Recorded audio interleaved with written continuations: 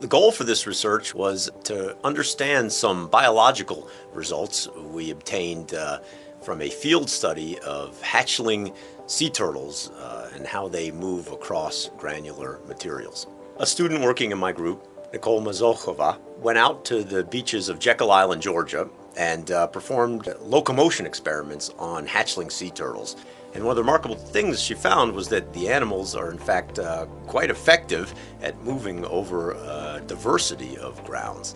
Nicole noticed a very interesting feature of the movement of these turtles when they were running at several body lengths a second down the loose sand. She found that they tended to bend their wrist in a particular interesting way, and we developed a hypothesis that the wrist movement patterns that we observed were useful somehow for allowing them to transit the loose material with effectiveness comparable to what they'd move on hard ground.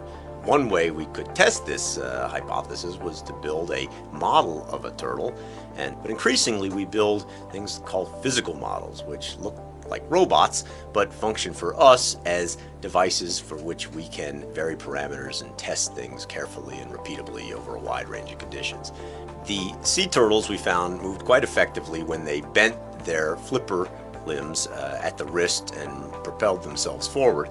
And we found that the sea turtle robot on average performed better when we allowed it to bend its wrist. In addition, a flexible wrist allowed the flipper to remain locked in place, in contrast to a fixed wrist, which created a yielding material, a flowing material around the wrist, which caused the robot to sink into the ground as it moved forward.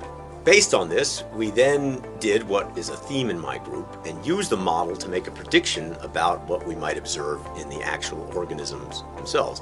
The predictions that were made by the robot model gave us some insight into the failure mechanisms for actual biological organisms. And in my group, this is what we count as a success story. This is when we are happy, when a model has some utility for helping us not only describe what we see in the natural biological world, but to try to predict what we might see and then see if we can confirm that prediction.